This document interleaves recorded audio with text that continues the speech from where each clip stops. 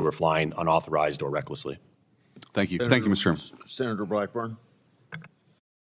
Thank you, Mr. Chairman. And I am so pleased that you all are with us today. We do appreciate it. I want to stay on this issue with the drones and how they are used for good and for bad.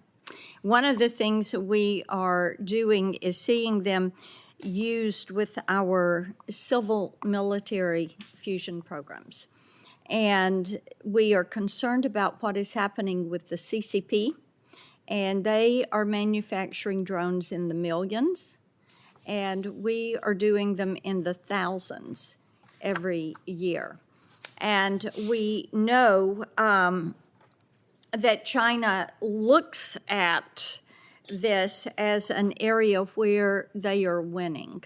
And so, Mr. Hardy, let me come to you and talk a little bit about the importance of us innovating and winning that innovation and production race so that we have the drones that we need for law enforcement and for warfare. Thank you, Senator.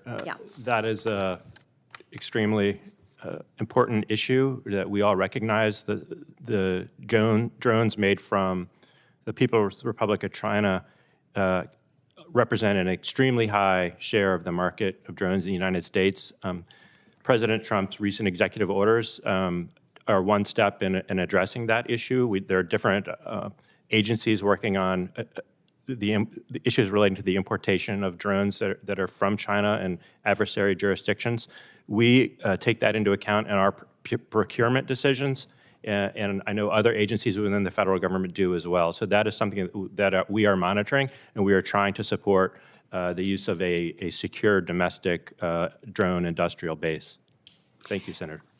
Mr. Willoughby, I want to come to you, and I know Senator Britt touched on drones and events. And in Tennessee, we have a lot of big concerts, music festivals, sporting events, and we've had to work with the FAA to make certain that drones are not in certain areas during certain times. And I know this is, as you were talking about the ease with which people can commercially acquire a drone.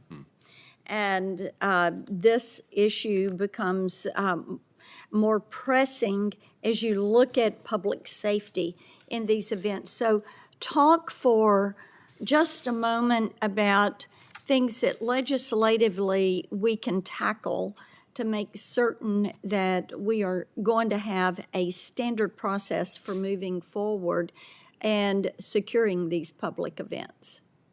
Yeah, thank you, Senator, for the question.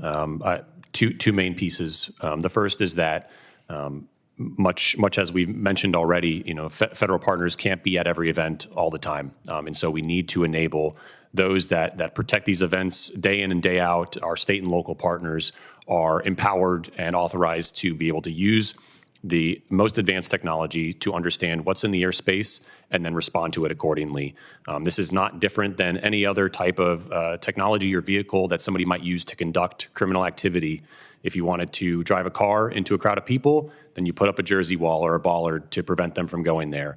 We need to have the same mindset when it comes to drones as a normal part of our physical security parameters and considerations.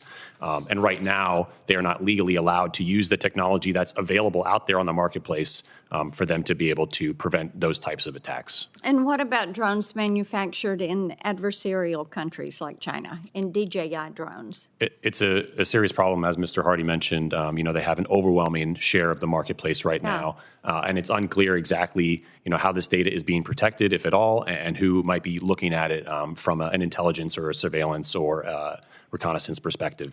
Yeah, Mr. Torfey, am I saying your name right? Yes, Senator. Okay. Smuggling drugs into state and federal prisons.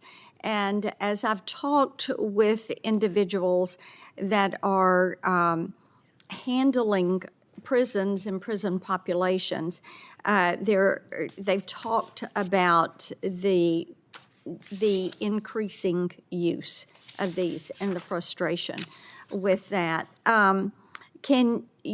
you talk about that and how we address that issue of smuggling drugs and contraband into prisons using drones. Yes, Senator, thank you. And you had an excellent witness in the last testimony that addressed their concerns. That is prolific, absolutely prolific, federal, state, local correctional institutions. Yeah. And the FBI gets after that primarily through our violent crime, drug, gang investigations. So we see those nexus and we action that with technical countermeasures when necessary. But again, it goes back to how do we get this equipment, and more importantly, these authorities to the folks that are actually protecting these facilities. Thank you. Thank you, Mr. Chairman. Thank you. Before we adjourn, there's a couple cleanup things.